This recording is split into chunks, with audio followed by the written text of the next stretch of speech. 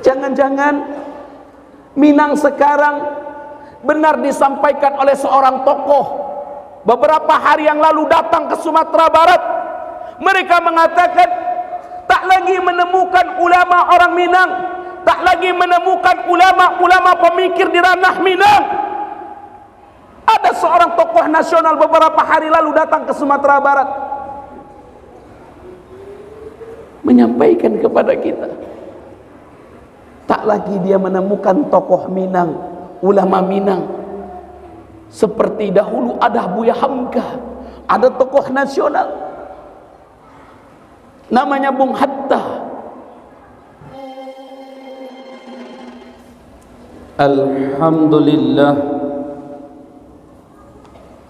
Alhamdulillahilladzi an'amana bi ni'matil iman wal islam. Ashhadu an la ilaha illallah wa ashhadu anna Muhammadan abduhu wa rasuluh.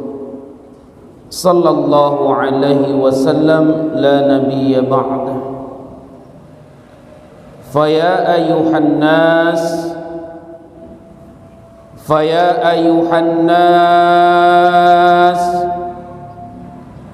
فيا أيها الناس اتقوا الله حق تقاته ولا تموتن إلا وأنتم مسلمون أوصيكم وإياي بتقوى الله فقد فاز المتقون. قال تعالى في القرآن الكريم أعوذ بالله من الشيطان الرجيم بسم الله الرحمن الرحيم إن الذين كفروا سواء عليهم أأنذرتهم أم لم تنذرهم لا يؤمنون ختم الله على قلوبهم وعلى سمعهم وعلى أبصارهم غشاوة ولهم عذاب عظيم. صدق Allahul Azim. Bapak-bapak, saudara-saudara, para kaum muslimin hamba Allah yang dimuliakan oleh Allah Subhanahu wa taala. Alhamdulillah, pada siang ini kita masih diberikan rahmat oleh Allah Subhanahu wa taala sehingga kita dapat dikumpulkan di dalam rumah Allah ini. Mudah-mudahan yang terpanggil hatinya menunaikan kewajibannya sebagai seorang mukmin, mudah-mudahan Allah selalu lapangkan rezekinya, Allah sehatkan jasmaninya, Allah sehatkan rohaninya. Ketika dia wafat, Allah wafatkan dalam keadaan husnul khatimah. Begitu juga buat saudara-saudara kita yang di luar sana, yang belum terpanggil hatinya untuk beribadah ke rumah Allah Subhanahu wa taala. Mudah-mudahan hatinya selalu terpanggil beribadah ke rumah Allah, karena nikmat yang diberikan adalah dari Allah Subhanahu wa taala. Yang mendapatkan, yang memberikan mereka tahta, yang memberikan jabatan, yang memberikan kenikmatan kesehatan adalah Allah Subhanahu wa taala. Mudah-mudahan saudara-saudara kita di luar sana menyadari bahwasannya Allah lah yang selalu memberikan kenikmatan kepada dirinya, sehingga dia tak lupa bersyukur kepada Allah Subhanahu wa taala. Kalaupun belum ada saudara-saudara kita yang terpanggil hatinya untuk beribadah ke rumah Allah Subhanahu wa taala, jangan pernah kita membenci saudara kita, jangan pernah kita memusuhi saudara kita, tapi tunjukkanlah selalu dengan akhlak yang baik. Berbondong-bondong kita beribadah ke rumah Allah. Mudah-mudahan dengan ketika kita berbondong-bondong beribadah ke rumah Allah, dengan itu pula lah nanti terpanggil hati saudara-saudara kita untuk beribadah ke rumah Allah Subhanahu wa taala. Salawat beserta salam tidak lupa pula kepada baginda Nabi Allah Muhammad sallallahu alaihi wasallam. Mudah-mudahan para keluarga, para sahabat, para tabi'it tabi'in, para tabi'it tabi'ut tabi'in, dan kita yang hidup di akhir zaman ini selalu beristiqamah di jalannya. Amin ya rabbal alamin. Bapak-bapak, saudara-saudara, para kaum muslimin hamba Allah yang dimuliakan oleh Allah, di akhir zaman ini ada 3 golongan manusia menghadapi Al-Quran sebagaimana Allah paparkan di dalam firman-Nya. Yang pertama adalah golongan orang-orang mukmin, yang kedua adalah golongan orang-orang kafir, dan yang ketiga adalah golongan orang-orang munafik. Siapa golongan orang-orang mukmin? Golongan orang-orang mukmin adalah golongan orang-orang yang beriman dan bertakwa kepada Allah Subhanahu wa taala.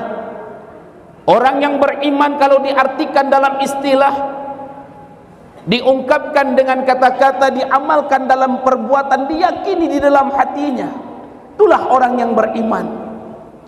Ketika disebut nama Allah, berkumandangnya azan di masjid maupun di musala, hatinya ingin selalu dekat dengan Allah, kakinya ingin selalu melangkahkan kakinya ke rumah Allah Subhanahu wa taala, sebagaimana Allah sampaikan dalam surat Al-Anfal, a'udzu billahi minasyaitonir rajim, innamal mu'minuna alladzina idza dzukirallah wajilat qulubuhum.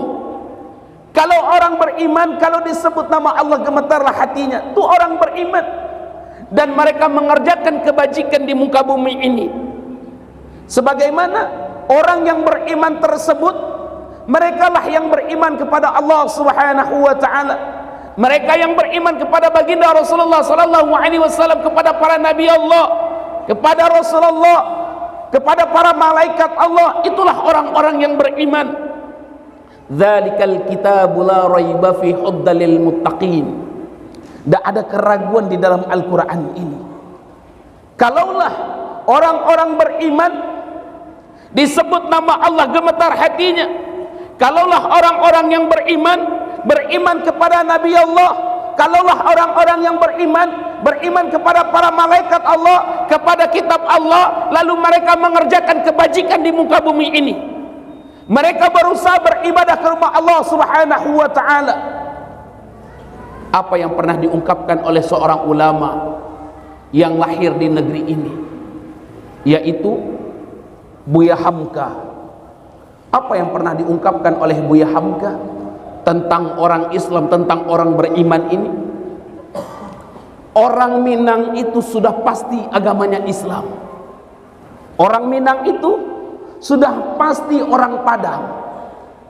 Orang Minang itu sudah pasti orang Sumatera Barat.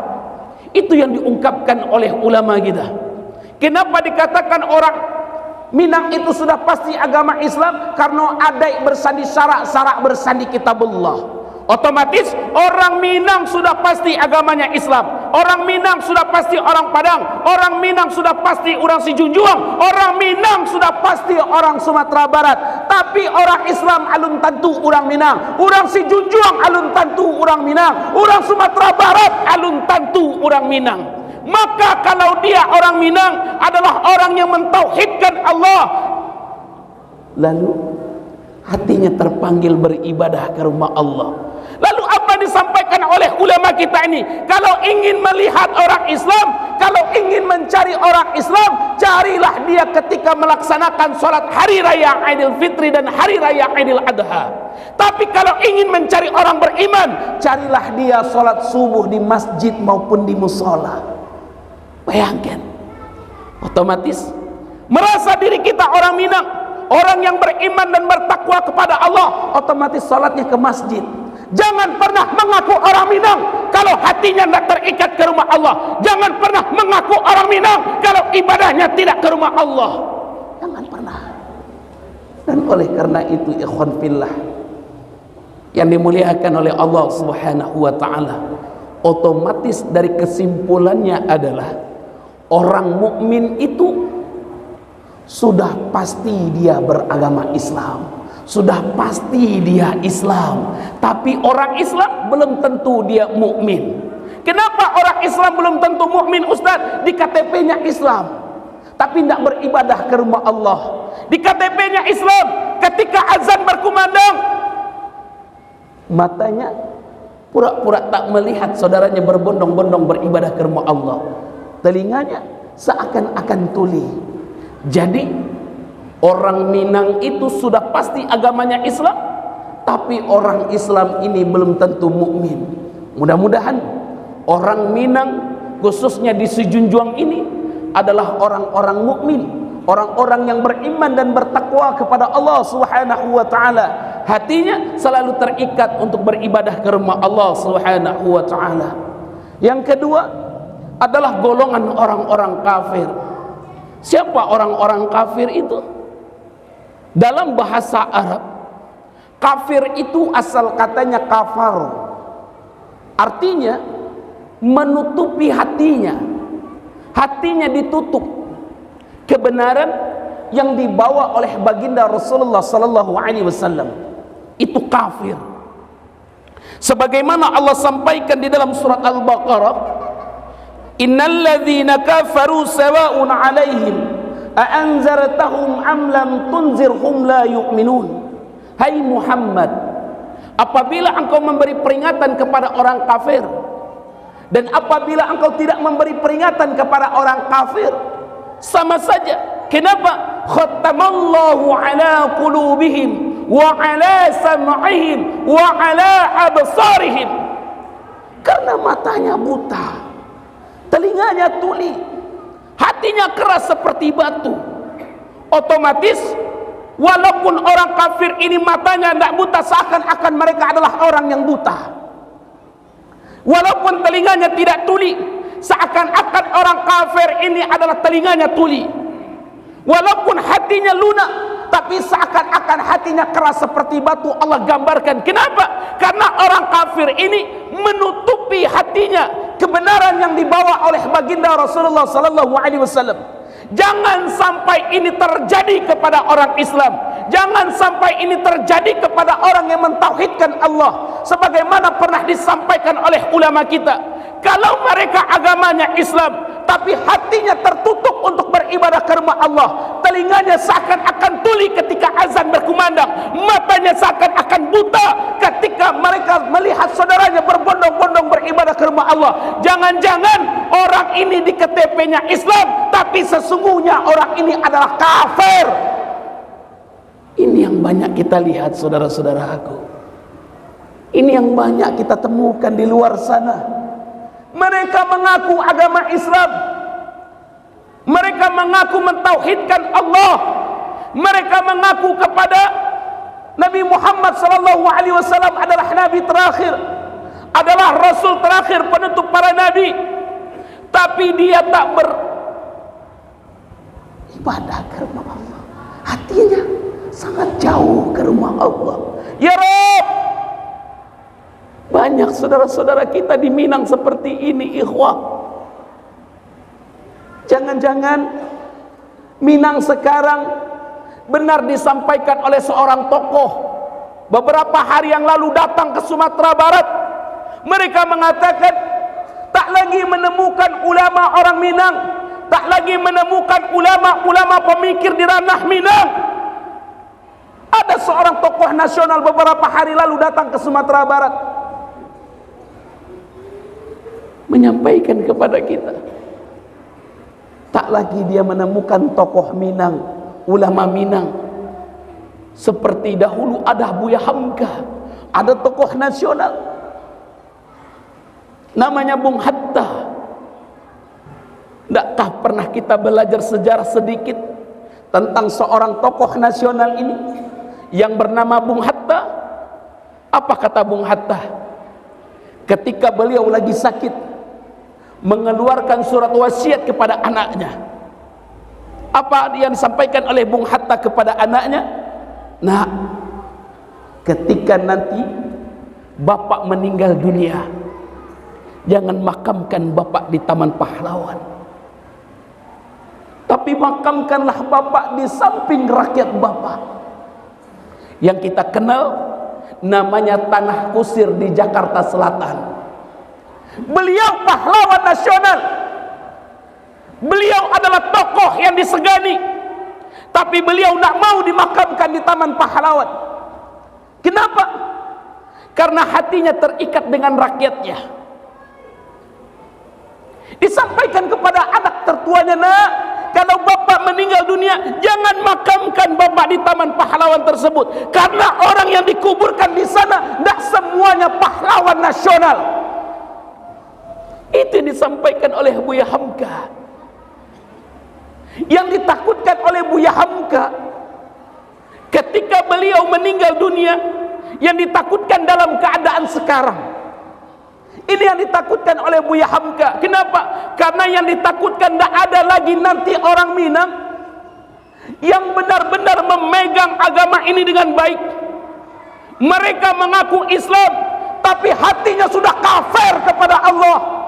Mereka mengaku Islam, tapi telinganya seakan-akan tuli. Mereka mengaku agama Islam, tapi matanya buta, seakan-akan tak melihat saudaranya berbondong-bondong beribadah ke rumah Allah. Dan ini terjadi pada hari ini. Berapa banyak saudara-saudara kita di luar sana orang Minang yang hatinya keras nak mau beribadah ke rumah Allah.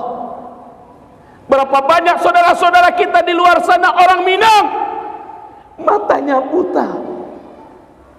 Dan oleh karena itu, ikhwah yang dimuliakan oleh Allah, jangan sampai kita digambarkan oleh firman Allah menjadi seorang kafir tulen. Karena orang yang kafir tulen ini adalah orang-orang yang tak menerima kebenaran yang dibawa oleh baginda Rasulullah sallallahu alaihi wasallam. Begitu juga intinya orang kafir sesungguhnya itu adalah musuhnya umat Islam. Kenapa? Allah jelaskan dalam surat Al-Maidah, jangan jadikan mereka sebagai pemimpinmu, jangan jadikan mereka menjadi sahabatmu. Allah sampaikan tuh di dalam surat Al-Maidah. Tapi lihat saudara-saudara kita sekarang, dia seorang pemimpin yang mengaku mentauhidkan Allah. Lihat saudara-saudara kita sekarang, oknum-oknum para alim ulama, para da'i adalah ulama syuk, ulama jahat, ulama yang membolak-balikan ayat-ayat Allah, yang mengaku beriman kepada Allah tapi membenarkan orang kafir. Mereka mengaku beriman kepada Allah tapi membela orang kafir yang menghalalkan darah saudaranya. Bayangkan, ini terjadi di zaman kita sekarang. Ini terjadi. Dan oleh karena itu, ikhwan fillah yang dimuliakan oleh Allah, maka berlakulah hadis Nabi 14 abad yang lalu pernah disampaikan oleh Rasulullah sallallahu alaihi wasallam. Qala Rasulullah sallallahu alaihi wasallam, la iman, tidak ada iman liman la amana ihtalahu. Tidak ada iman bagi orang yang tak punya amanah. Kalaulah kita tidak punya iman, otomatis kita akan mendekatkan diri kita kepada kekafiran, walaupun dia mengaku Islam. Jangan salah, ada yang mengatakan, Ustaz, kalau dia adalah orang Islam yang sudah mengucapkan kalimat syahadat, lalu dia akan dijamin oleh Allah masuk surga. Jangan salah, orang yang mengaku agama Islam walaupun dia sudah bersyahadat kepada baginda Rasulullah sallallahu alaihi wasallam, jangan salah, ada orang yang kekal abadi di neraka Allah. Di dalam surat Al-A'raf ada orang yang kekal abadi di neraka Allah, surat Al-A'raf ayat 174. Mereka yang salah memilih pemimpin, dia mengaku mentauhidkan Allah, dia mengaku agamanya Islam, tapi memilih pemimpin kafir, memilih pemimpin munafik. Ada orang nanti alumni neraka Jahannam, ada alumni neraka jahanam, yaitu orang yang sudah keluar dari kerak neraka jahanam. Lalu ada orang tidak menjadi alumni neraka jahanam, kekal abadi di neraka Allah. Mereka yang tahu itu adalah pemimpin kafir, mereka yang tahu itu adalah pemimpin munafik, tapi dengan fulus mereka memilih pemimpin ini. Maka memilih pemimpin itu adalah masalah akidah. Dan oleh karena itu ikhwan fillah yang dimuliakan oleh Allah, golongan yang ketiga adalah golongan orang-orang munafik. Siapa golongan orang-orang munafik ini? Golongan dari kalangan umat Islam itu sendiri. Yang menghancurkan Islam sesungguhnya bukan orang kafir, adalah orang Islam itu sendiri, orang munafik, orang fasik. Mereka sama seperti kita. Mereka pandai mengaji, kita pandai mengaji. Mereka pakai sorban, kita pun pakai sorban. Kita pakai peci, mereka pun ikut pakai peci. Mereka tahu sejarah Nabi, kita pun tahu sejarah Nabi. Tapi mereka adalah orang-orang yang berlindung di bawah ketiak-ketiak para pemimpin munafik. Siapa mereka? Bisa jadi mereka dari golongan para alim ulama su, bisa jadi mereka adalah para pemimpin yang membenarkan para pemimpin kafir. Dan ini pernah terjadi di zaman Rasulullah sallallahu alaihi wasallam. Di zaman Rasulullah ada orang munafik yang hidup, namanya Abdullah bin Ubay. Abdullah adalah anaknya, Ubay adalah ayahnya. Dan sekarang orang munafik itu berada di seluruh penjuru kita. Musuh umat Islam itu bukan saja orang kafir, tapi orang munafik pun juga. Di depan kita ada orang kafir, di belakang kita ada orang ateis, ada orang musyrik, kanan kiri kita ada orang munafik dan orang fasik. Mereka ada di sekeliling kita. Dan oleh karena itu ikhwan fillah yang dimuliakan oleh Allah Subhanahu wa ta'ala, kalaulah kita orang yang beriman, salah satunya beriman kepada kitab Allah yaitu Al-Quran, otomatis kita meyakini bahwasannya sejarah-sejarah yang terdahulu yang dipaparkan, yang dijelaskan dalam Al-Quran itu adalah murni dijelaskan kepada nabi-nabi terdahulu untuk pelajaran bagi orang-orang di akhir zaman ini. Mudah-mudahan orang Ranah Minang ini, khususnya daerah Sijunjung, mereka yang mengaku Islam, mudah-mudahan hatinya selalu terikat untuk beribadah ke rumah Allah. Karena orang Islam itu sudah pasti orang Sijunjung. Kenapa? Karena orang Sijunjung ini adalah orang Ranah Minang. Karena orang Ranah Minang ada bersani syarak bersani kitabullah. Tapi orang Sijunjung alun tantu orang Minang, alun tantu orang Islam. Kenapa Ustaz? Bisa jadi saja ada orang Papua tinggal di sini, bisa jadi saja orang Madura tinggal di sini, bisa jadi saja orang Jawa tinggal di sini, bisa jadi saja orang Kalimantan tinggal di sini, bisa jadi saja orang Cina komunis tinggal di sini. Dia mempunyai KTP Sijunjung atau KTP yang ada di Sumatera Barat, tapi dia bukan murni orang Minang. Otomatis orang Minang sudah pasti agama Islam. Orang Minang sudah pasti orang Sijunjung. Orang Minang sudah pasti orang Sumatera Barat. Mudah-mudahan kita di sini semua termasuk orang-orang mukmin, orang-orang yang beriman dan bertakwa kepada Allah Subhanahu wa taala. Wasari'u ila maghfiratin min rabbikum wa jannatin 'arduhas samawati wal ard wa'iddat lil muttaqin. Allah sediakan surga seluas langit dan bumi untuk siapa? Untuk orang yang muttaqin. Siapa orang yang muttaqin? Adalah orang-orang yang bertakwa kepada Allah Subhanahu wa taala. Siapa orang yang bertakwa?